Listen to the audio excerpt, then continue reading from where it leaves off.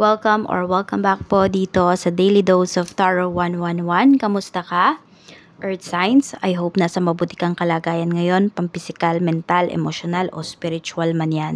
Ang video po natin na ito ay para lamang sa mga may malalawak na kaisipan, kaya kung hindi po kayo naka-resonate or makaka-resonate, try nyo pong panoorin yung inyong other signs, Sun, Moon, Rising, and Venus. At kung bago lamang po kayo dito sa aking channel, please subscribe and hit the bell button para lagi po kayong updated every time na meron tayong uploads. At kung nais mo namang magpa-private reading, mag-avail ng ating rituals, ng ating ng ating Evil Eye Amulet Necklace at ng ating Tiaras Bracelet, makikita mo po yung link sa description box, Tarot Intentions by Aliana Reyes. Tandaan nyo lang po na tayo ay Facebook page, hindi po tayo Facebook account. So, I will never ever add you. Kung may nag-add po sa inyo, hindi po ako yan. So, mag-ingat kayo ha. Be wise. Tandaan nyo, Facebook page tayo. Tingnan po natin. Ayun. At kung ano pala, no, kung hindi po kayo mag-skip ng ads dito para sa ating video, maraming salamat sa iyo, Earth Signs. At mag-iwan ka na rin ng bakas dyan sa ating comment section. Tignan na natin kung ano yung reading para sa iyo. Hindi ko alam kung naririnig nyo, no? Ang ingay po kasi. So, pasensya na po kayo. Tignan natin. Meron tayo ditong it's up to you. Ano kaya tong it's up to you raw, ano? So, ikaw ang pinagdedesisyon dito ni universe. Or pwedeng mga tao sa isang sitwasyon na kinalalagyan mo ngayon. No, parang pinapasa nila sa'yo yung accountability. Pero tignan natin, ano yung mensahe para sa'yo? Spirit guide, mensahe po natin for Earth signs, Taurus, Virgo, and Capricorn. Okay, take a chance. Ayun nga. So, parang it's up to you nga talaga. No, itong mga bagay na to, na may opportunity na paparating para sa ikaw talaga yung magbe-benefit dito. Kaya din siguro sinasabi sa iyo na bahala ka, it's up to you. 'Di ba? Kung ano man tong mga gagawin mo. So, tingnan natin. Ano pa yun? Just listen to your intuition. Yan po ang sinasabi sa iyo. So, take a chance. Number 9. I don't know if 9 days from now, 9 weeks from now, or 9 months from now.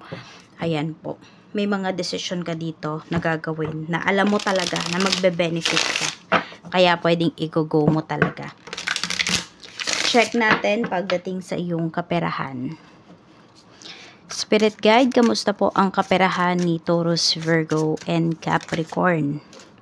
So, may healing na pinapakita rito, no, in terms of your finances. Tingnan natin. Sobrang ma-effort po ninyo. So, pwedeng ang laki na ng pagbabago pagdating sa life ninyo ngayon. You know, we have 4 of Wands.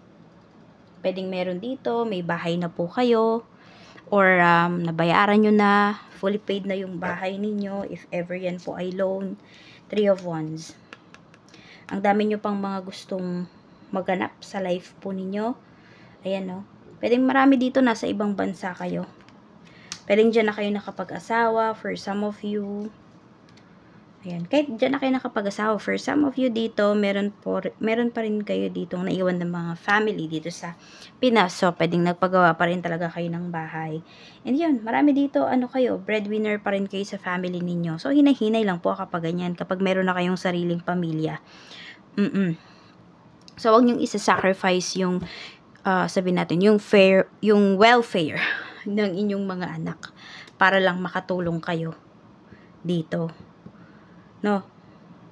Kasi ayan, no, baka masisi kayo rito ng inyong, sabihin natin, ng asawa mo, ng anak mo, pagka nagkaroon na siya ng isip, pag nalaman niya to, na meron ka palang sinakripisyo, or sinakripisyo mo pala yung future niya, para lang makatulong ka dito sa mga taong to. Kaya ayan po, no, hinay-hinay daw kayo rito sa pagtulong, hinay-hinay kayo sa pagbibigay. So, it's up to you pa rin talaga. 'Di ba? Kailangan meron kang healthy boundaries. Kasi kapag wala, yung mga takers talaga, take lang 'yan ng take. Na hindi nila maiisip, ay baka wala nang natitira kay Taurus, Virgo, and Capricorn. So, okay na okay po yung kaperahan mo rito. Nafi-feel nyo naman talaga kasi na every time na nagbibigay kayo, mas bine-bless talaga kayo.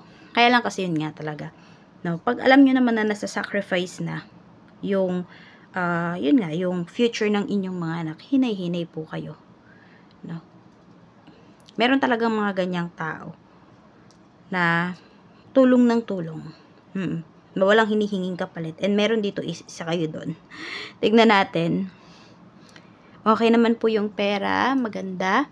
At sabi nga rito, merong financial recovery na pinapakita.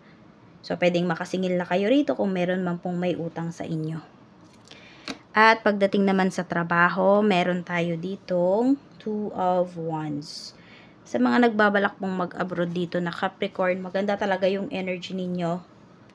Or sabi natin, mas magiging maganda talaga yung kapalaran ninyo if doon kayo pupunta. Or mangingibang bansa po yung iba sa inyo. 4 of Swords. Mas magkakaroon kayo ng peace of mind. Meron ako nakikita rito, pwedeng may asawa na kayo. Meron kayong trabaho din. Tapos, yan. Mukhang mapapag-usapan nyo ng asawa mo kasi pwedeng hindi na sapat yung kinikita. Pwedeng lumalaki na kasi ang inyong family. So, meron maghahanap talaga ng trabaho sa malayong lugar. Sa mga may current job naman po, ayan ang pinapakita rito. Maganda po. Pwedeng may meeting, may pag-uusapan. And, yung pag-uusapan nyo na to, malaki yung magagawa nito pagdating sa career mo. Ayan, Knight of Wands. Mas lalo ka pang sisipagin. So, may reward, may award kayo na marireceive dito pagdating sa trabaho. Masasabi mo talaga na well appreciated ka. Pwedeng hindi naman ganun kalaki yung kinikita nyo. Kaya din siguro lumalabas yung it's up to you. It's up to you kung magstay ka pa rito. Pwede kasi na you feel belong pagdating sa trabaho na to. Kaya hindi nyo rin talaga maiwan. Kaya yun nga. Pwedeng na-appreciate kasi talaga kayo. Kaya lang kasi sana yung pag-appreciate sa inyo, compensated well din kayo. Mas okay yung ganun. Kaya kung pwede ka namang mag-request dito, pwede mag-request ka ng salary increase kung kaya. Pero, syempre, maging prepared ka lang din, ha. Tignan natin. Sa business naman, kung may business kayo, we have 3 of Swords. So, nagkaroon talaga kayo ng problem, no, pagdating sa business. 4 of Pentacles. Medyo hindi pa nakakabawi yung iba sa inyo. Pero doon na kayo papunta. Ayan, sipagan nyo lang lalo.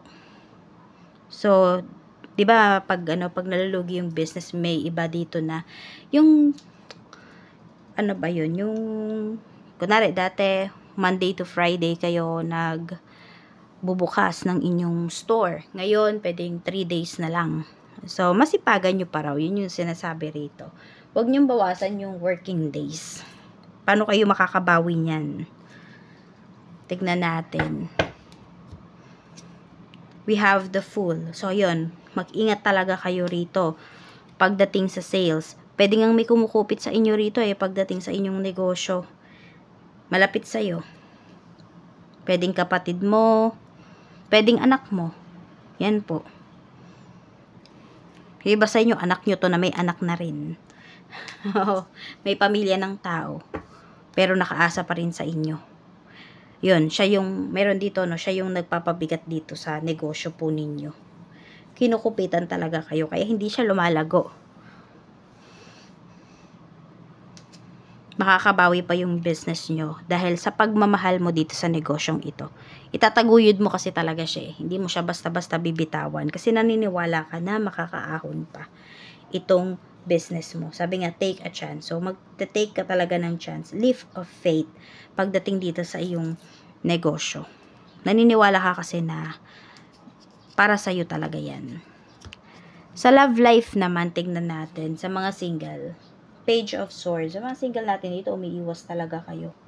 Hindi kayo interested. Ayan, kayo yung lumalayo. Pwedeng may bumabalik dito na ex ninyo, pero wala na. It's over na.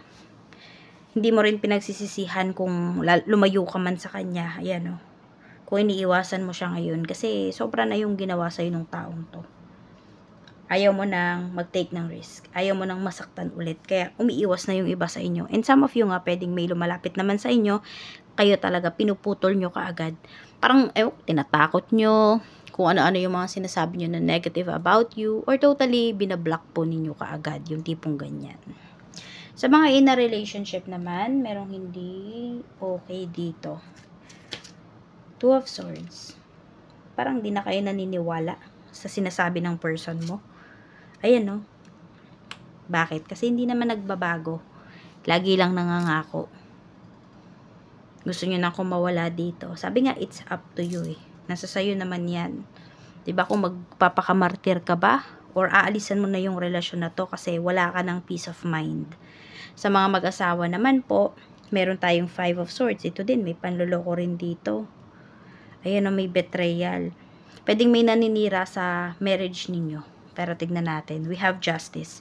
Okay, meron po dito ha, nagsasabi talaga siya ng totoo. Yung asawa mo, sabihin natin, nagsasabi talaga siya ng totoo. Pero, meron dito, or ikaw, nagsasabi ka talaga ng totoo sa kanya. Pero mas naniniwala siya dun sa ibang tao. 9 of Pentacles. So, may pinag-aawayan naman dito. Ayan. Pero meron talaga nagloloko. Ayan o, may nagloloko rito. Pwedeng na-promote yung asawa mo sa trabaho, nagloko. Meron din po dito, ayun lang, ang sakit talaga ng mga karamihan, no, na may OFW na may asawa. May nagloloko, ayun. So, may nagloko rito.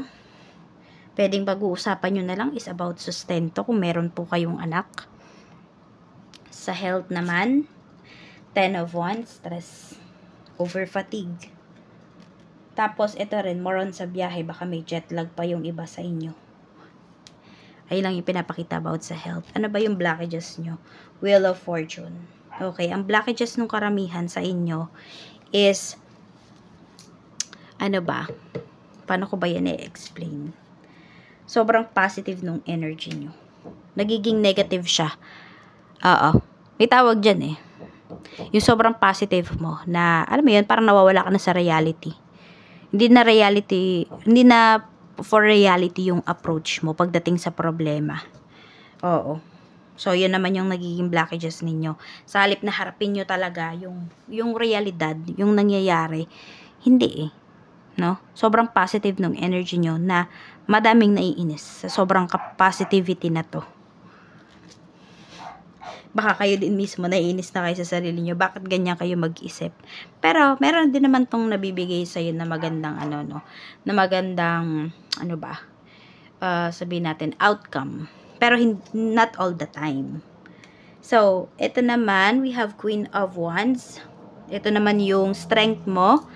And we have 2 of Cups. So, nakikita ko lang dito, ma-effort ka. Isa yan sa mga strengths mo. Tapos, very accommodating. Yan yung nakikita ko sa'yo.